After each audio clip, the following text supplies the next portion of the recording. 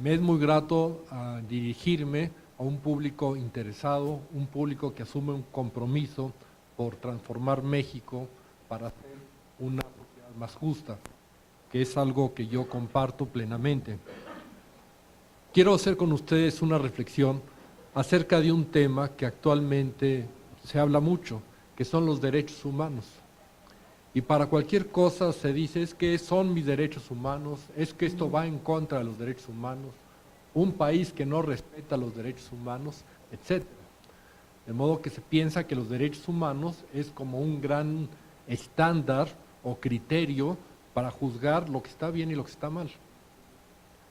Quisiera yo reflexionar un poco sobre el origen y el desarrollo que han tenido los derechos humanos y cómo se han llegado a convertir en un instrumento ideologizador por el cual los organismos internacionales imponen a los estados determinadas posturas éticas para la población. Es una cosa interesante ver cómo se van desfigurando las cosas. Y luego haré una proposición de cómo podemos remediar esta situación. El origen de los derechos humanos es la Guerra Mundial. Después de la Segunda Guerra Mundial se formó una comisión por la cual se quería hacer un texto que fijara límites al poder de los estados, para que no se dieran los excesos a los que se llegó en la Segunda Guerra Mundial. Y este fue el origen de la Declaración Universal de los Derechos Humanos de 1948. Fue una comisión encabezada por Eleanor Roosevelt la que preparó el documento con participación de muchas personas intelectuales, entre ellos estaba Jacques Maritain, y pidieron opiniones a muchas personas, entre otras a Mahatma Gandhi. Salió la declaración y fue como un gran rayo de esperanza, ¿no? Con esto vamos a limitar los excesos del poder del Estado.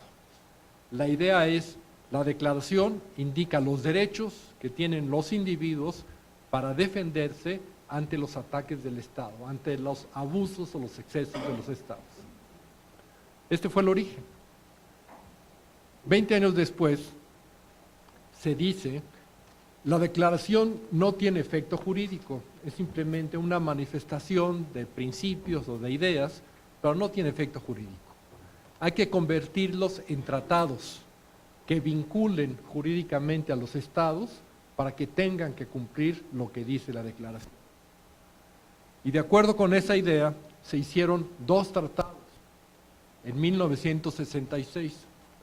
El Pacto Internacional de Derechos Civiles y Políticos, que hablaba del derecho a la participación política, del derecho de reunión, derecho de manifestación de las ideas, derecho a ser juzgado por un tribunal que respete determinadas formalidades, a ser oído en juicio, derecho a la vida y otros más. Y por otro lado se hizo otro pacto, el Pacto de Derechos Económicos, Sociales y Culturales, donde se indica el derecho al trabajo, el derecho a la educación, el derecho a la cultura, el derecho a fundar una familia, etc. Entonces, de esta manera se tenían estos dos pactos y este fue el Sistema Universal de Derechos Humanos. Todos los países miembros de la ONU ratificaron estos dos pactos. México lo hizo en tiempo de López Portillo. Además de esos pactos universales, se fueron haciendo pactos de derechos humanos para cada una de las regiones. Y hay una Convención Europea de Derechos Humanos y la Convención Americana de Derechos Humanos y otra africana, me parece, de derechos humanos, y una de derechos civiles y otra de derechos políticos. Bueno, este fue el origen. Cuando los pactos establecen ya la obligación del Estado de respetar el pacto, pues asumen un compromiso jurídico. Y los mismos pactos establecen mecanismos para vigilar que efectivamente los estados cumplan con lo que dicen esos pactos. Y hay básicamente dos tipos de mecanismos. Uno son las comisiones de derechos humanos. Los pactos universales de derechos civiles y de derechos sociales establecen una comisión de derechos humanos a la cual los países le tienen que informar cómo va la situación de los derechos humanos en su propio país. Esta comisión, con estos informes, hace una evaluación y presenta a la Asamblea de Naciones Unidas un informe sobre la situación de los derechos humanos en cada uno de los países. Y la Asamblea conoce de esto y puede aprobar o no aprobar el informe, pero como quiera que ante la Asamblea de las Naciones Unidas se diga que en México no se respetan los derechos humanos por esto y esto y esto, es una presión política importante. Y lo mismo respecto de cualquier otro país. Además, muchas ayudas internacionales se condicionan al hecho de que se respeten los derechos humanos. Y si no se respetan los derechos humanos en tal país, ¿cómo se le va a prestar dinero a un gobierno que no respeta los derechos humanos? ¿Cómo se va a alentar la inversión extranjera en ese país que no respeta los derechos humanos? Etcétera. Ese es un tipo de mecanismos, las comisiones. Y hay otro tipo de mecanismos, también previstos en los tratados, que son las cortes de derechos humanos. Estos ya son tribunales. Entonces, cuando una persona siente que en su país le han violado los derechos humanos y no se los respeta el gobierno establecido, agotó todos los recursos, puede presentar una queja primero ante la Comisión de Derechos Humanos y luego ante el tribunal. Y el tribunal puede resolver y decir, el gobierno mexicano ha violado los derechos humanos de tal persona y ordeno que se le repare. Y es una orden. Las comisiones dan recomendaciones, pero los tribunales dan órdenes. Y ya la Suprema Corte de Justicia de México dijo que efectivamente las sentencias de la Corte Interamericana de Derechos Humanos deben ser cumplidas. Incluso la misma Corte se supedita a las decisiones de la Corte Interamericana de Derechos Humanos. Bueno, ese es el mecanismo, ese es el sistema de derechos humanos. Ahora, ¿qué es lo que ha pasado en la práctica?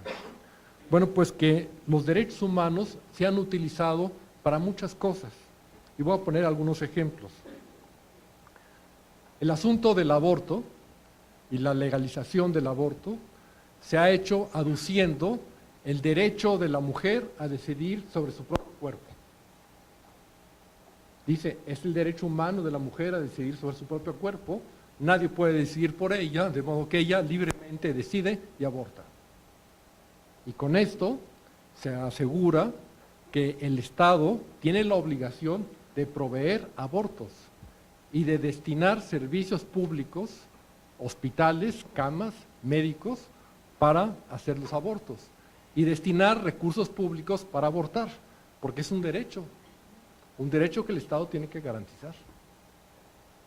Otro caso, aparece la idea de que los derechos sexuales y reproductivos, los jóvenes tienen derechos sexuales y reproductivos, que significa que tienen el derecho a tener relaciones como quieran.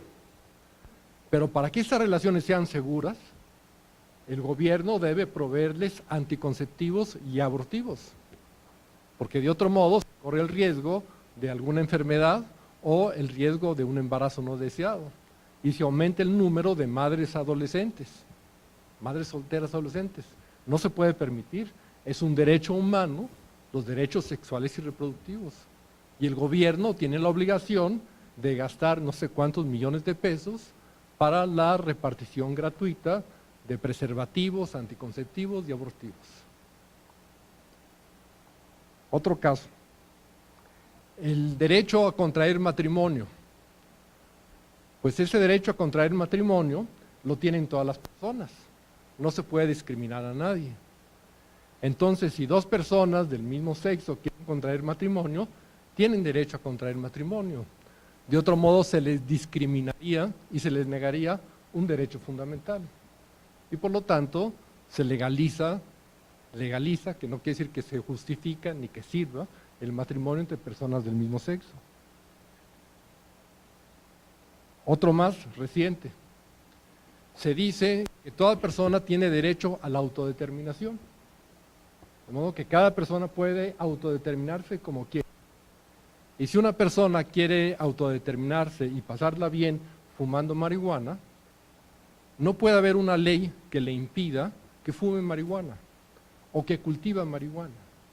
Y la Corte acaba de decidir que el consumo y la autoproducción de marihuana no se puede estar castigado por las leyes. Y las leyes que lo castigan van en contra del derecho humano a la libre autodeterminación. Otro más, el derecho a la manifestación de las ideas. Toda persona tiene derecho a manifestar sus ideas. Y esto no importa que las ideas se manifiesten tomando la vía pública, ocupando el espacio público, causando daños a las personas, a las propiedades, porque es un derecho humano, el derecho de manifestación. ¿Por qué se le va a impedir? Otro más, el derecho a la libre expresión de las ideas. Toda persona tiene derecho a expresar libremente sus ideas. Por lo tanto, hay que quitar los derechos de difamación y calumnia. Ya no hay delito de difamación y de calumnia. ¿Por qué? Si todo el mundo tiene derecho a expresar libremente sus ideas. Si alguien quiere decir que tal funcionario es un estúpido, o que tal persona es un corrupto, o que tal marido es adúltero, ¿por qué no lo puede decir? Libre manifestación de las ideas.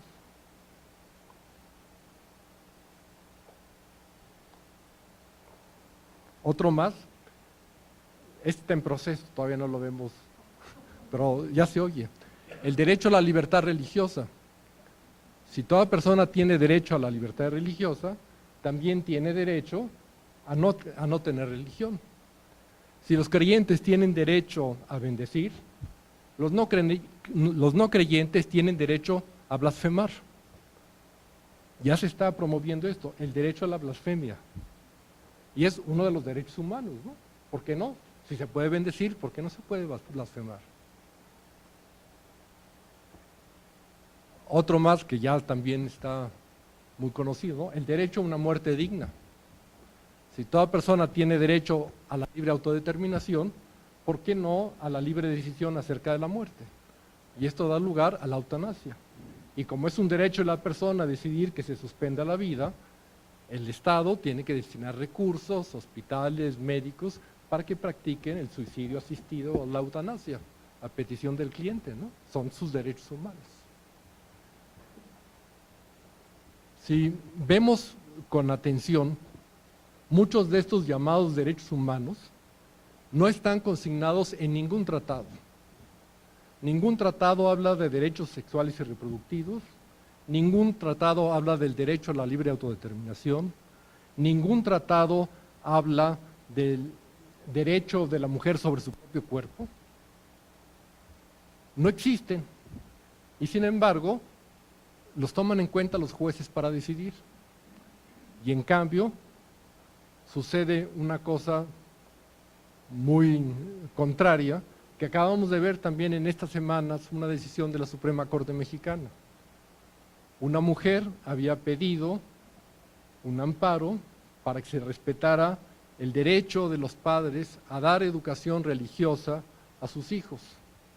Ese derecho está literalmente expreso en los 4 tratados más importantes que hay en México: el Pacto de Derechos Civiles, el Pacto de Derechos Económicos y Sociales, la Convención Interamericana de Derechos Humanos y el Pacto de San Salvador, o la Convención Americana de Derechos Civiles, Sociales y Políticos. Ahí se establece claramente que los padres tienen derecho a que sus hijos reciban la educación ética y religiosa que ellos deciden. Y la Corte dice, no, eso no se les ampara, porque va en contra de la igualdad. ¿Sí? Bueno, entonces, ¿en qué mundo estamos? ¿De qué sirven los derechos humanos si se van a interpretar de esa manera? ¿Cómo hemos llegado a esta situación de deformación? Bueno, ya no.